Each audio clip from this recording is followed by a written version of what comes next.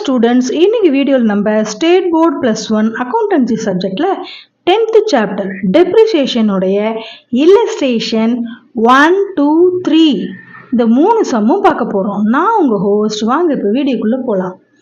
Illustration 1ல on 1st January 2017, a firm purchased a machine at a cost of 1 lakh. Its life was estimated to be 10 years with a scrap value of 10,000. Compute the amount of depreciation to be charged at the end of each year. இப்போ purchase பண்ணியிருக்கிறது January 1st அன்னைக்கு. Machinery cost எவ்வளவு? 1 lakh. Estimated life எத்தனை years? 10 years. Scrap value 10,000. இதை வச்சு டெப்ரிசியேஷனுடைய அமௌண்ட்டை கண்டுபிடிக்க சொல்லியிருக்காங்க. ஃபார்முலா என்ன? டெப்ரிசியேஷன் அமௌண்ட்டு கண்டுபிடிக்கிறதுக்கு அமௌண்ட் ஆஃப் டெப்ரிசியேஷன் அப்படின்னா original cost of the asset minus estimated scrap value divided by estimated useful life of the asset in years. இப்போ நம்ம இந்த ஒரிஜினல் காஸ்ட்னா என்ன, ஸ்கிராப் வேல்யூனா என்ன, யூஸ்ஃபுல் லைஃப்னா என்னன்னு இன்னொரு தடவை பாயிண்ட்ஸ் டு ரிமெம்பரில் உங்களுக்கு நோட்ஸில் கொடுத்துருக்கேன். தேரியில் டீட்டெயிலாக பார்த்துட்டோம் இந்த ஃபேக்டர்ஸ் ஆஃப் டெப்ரிசியேஷனில். இருந்தாலும் இப்போ சம்மு போகிறதுக்கு முன்னாடி ஒரு தடவை உங்களுக்கு எக்ஸ்பிளைன் பண்ணிடுறேன்.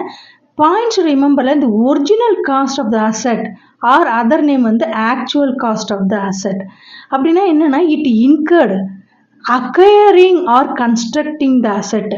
இந்த காஸ்ட்ல என்ன இன்வால்வ் ஆயிருக்குன்னா ஒரு அசட் வாங்குறாங்க, அக்வயரிங்னா பர்ச்சேஸ் பண்ணுறது, இல்லைன்னா கன்ஸ்ட்ரக்ட் பண்ணுறது. ஒரு மிஷின் வச்சுக்கோங்களேன், அதை உருவாக்குறது. ஒரு பில்டிங்னா அதை கட்டுறது.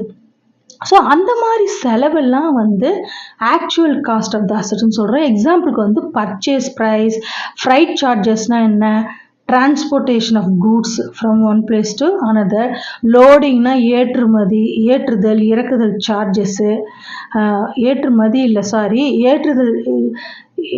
சார்ஜ் இறக்குதல் சார்ஜஸ் சொல்லுவாங்கள்ல, லோடிங் அது. அதுக்கப்புறம் எரெக்ஷன்னா இன்ஸ்டாலேஷன், அதாவது பொறுத்துதல் நிறுவுதல் சார்ஜஸ்ஸு, செட்டிங் அப்போ ஒரு மிஷின் வச்சுக்கோங்களேன், அதை ஃபேக்ட்ரியில் எடுத்துன்னு வந்து ஒரு இடத்துல கரெக்டாக செட் பண்ணி அதை யூஸ் பண்ணுறதுக்கு கரெக்டாக ஆப்டாக வைக்கிறது. அப்புறம் ட்ரையல் ரன்னுன்னு ஒன்று இருக்குது. நியூ மெஷினாக இருந்தால் அதை ஃபஸ்ட்டு ட்ரையல் ரன்னில் பார்ப்பாங்க, அதுக்கு என்னென்ன எக்ஸ்பென்சஸ் ஆகுது. இது எல்லாமே ஆக்சுவல் காஸ்ட் ஆஃப் த அசட்டில் தான் இன்க்ளூட் ஆகுது.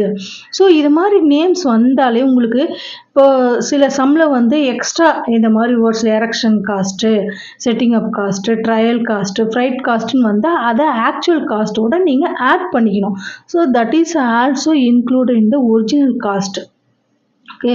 அப்புறம் உங்களுக்கு நெக்ஸ்ட் பாயிண்ட்ல வந்து யூஸ்ஃபுல் லைஃப்னு என்னன்னு சொல்லியிருக்கேன். The period over which a depreciable asset is expected to be used by the enterprise.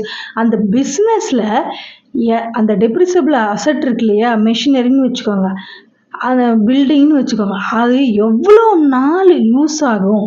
அந்த பிஸ்னஸில் ஏதாவது ஒரு ப்ரொடியூஸ் பண்ணுறாங்க ஒரு பொருளைனா அது எத்தனை வருஷங்கள் அது யூஸ்ஃபுல்லாக அந்த பொருளை உற்பத்தி பண்ணுறதுக்கு ரெடியாக இருக்குது அப்படின்ற காலத்தை தான் யூஸ்ஃபுல் லைஃப்னு சொல்கிறோம். ரெசிடுவல் வேல்யூனா இந்த இடத்துல என்னென்னா it is estimated value of an asset at the end of its useful life. கரெக்டாக அதோட யூஸ்ஃபுல் லைஃப் எல்லாம் முடிஞ்சு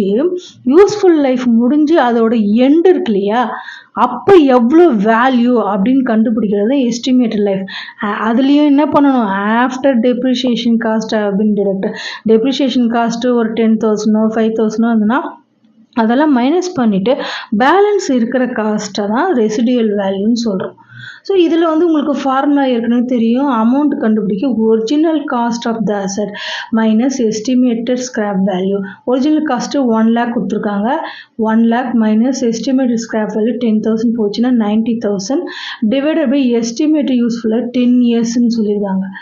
அப்போது டிவைடட் பை 10ன்னா உங்களுக்கு 9,000 பர் இயர், ஒரு வருஷத்துக்கு amount of depreciation 9,000. Second sum பாருங்கள். From the following information, calculate the amount of depreciation and rate of depreciation under straight line method. இதில் வந்து ஃபஸ்ட்டு சம்மில் வெறும் அமௌண்ட்டை மட்டும் கண்டுபிடிக்க சொன்னாங்க. ஆனால் இந்த சம்மில் ரேட் ஆஃப் டெப்ரிசியேஷனும் எக்ஸ்ட்ரா ஆட் ஆகிருக்கு. அப்போது இதில் என்னென்ன கொஸ்டினில் கொடுத்துருக்காங்க, purchase price of machine, expenses to be capitalise 20,000, அப்புறம் யூஸ்வலாக ரெசிடியல் வேல்யூ, யூஸ்ஃபுல் லைஃப்லாம் கொடுத்துருக்காங்க. இப்போ இந்த இடத்துல நியூவாக இருக்கிறது எக்ஸ்பென்சஸ் டு பி கேபிட்டலைஸ்னா என்னென்னா, உங்களுக்கு நோட்ஸ்லேயே கொடுத்துருக்காங்க. இப்போ ஒரிஜினல் காஸ்ட்டில் பர்ச்சேஸ் ப்ரைஸோட இந்த எக்ஸ்பென்சஸ் டு பி கேபிட்டலைஸ்டும் நம்ம என்ன பண்ணணும், ஆட் பண்ணணும். அதில் தான் ஏற்கனவே நான் சொல்லியிருக்கேன்ல, கேபிட்டலைஸ்ட் எக்ஸ்பென்சஸ்னால் எக்ஸ்ட்ரா எக்ஸ்பென்சஸ் என்னென்ன இருக்குது. இப்போ உங்களுக்கு நோட்ஸில் பாருங்கள், எக்ஸ்பென்சஸ் டு பி கேபிட்டலைஸ்டு வந்து all expenses incurred to bring an asset to a condition where it can be used is capitalized. என்னென்ன செலவு இருக்கோ, இப்போ ஒரு மெஷினரியை 1 lakh கொடுத்து வாங்கிட்டாங்கன்னு வச்சுக்கோங்க, வாங்கின காஸ்ட்டை மட்டும் நம்ம ஒரிஜினல் காஸ்ட்னு எழுத முடியாது. அதை வாங்கின இடத்துலேருந்து ஃபேக்ட்ரிக்கு எடுத்துன்னு வர்றது, அதை ஒரு இடத்துல ஃபிக்ஸ் பண்ணுற காஸ்ட்டு, அதை எல்லாமே சேர்த்து தான் வந்து அப்புறம் அது யூஸ் பண்ணுற வரைக்கும், அது கரெக்டாக ஒரு பொருளை உற்பத்தி பண்ணுறதுக்கு ரெடியாக ஆகுது இல்லையா, அது வரைக்கும் என்னென்ன செலவோ, ஏற்றுதல் சார்ஜ், இறக்குமதி, லோடிங்கு, எரெக்ஷன் சார்ஜ், இதெல்லாம் சேர்ந்தது தான் வந்து அந்த ஒரிஜினல் காஸ்ட் மெத்தட். அதையும் வந்து எக்ஸ்பென்சஸ் டு பி கேபிட்டலைஸ்டுன்னு சொல்கிறாங்க as part of the asset. அதில் என்னென்ன ஆட் ஆகிருக்குன்னா, installation cost, labour charges if it's need to be built or transportation காஸ்ட்டும் இன்க்ளூட் ஆகிருக்கு. நிறுவுதல் சார்ஜஸ், இன்ஸ்டாலேஷன் என்னது, நிறுவுதல். அதுக்கப்புறம் லேபர் காஸ்ட்டு, அதில் வந்து ஒரு பில்டிங்காக இருந்தால் அதை கட்டுறதுக்கு, அப்புறமா டிரான்ஸ்போர்ட்டேஷன் காஸ்ட்டு. ஸோ இதெல்லாமே அந்த எக்ஸ்பென்சஸ் டு பி கேபிட்டலைஸில் இன்க்ளூட் ஆகிருக்கு. ஸோ அதை என்ன பண்ணணும், ஒரிஜினல் காஸ்ட்டோட ஆட் பண்ணிக்கணும், பர்ச்சேஸ் ப்ரைஸோட ஆட் பண்ணிக்கணும். அதனால தான் உங்களுக்கு இப்போ பர்ச்சேஸ் ப்ரைஸ் எவ்வளவு, 80,000 ப்ளஸ் 20,000, அப்போ ஒரிஜினல் காஸ்ட்டு 1 lakhன்னு கொடுத்துருக்காங்க. மைனஸ் எஸ்டிமேட்டட் ஸ்கிராப் வேல்யூ எவ்வளவு, 35,000 divided by useful life 5 years.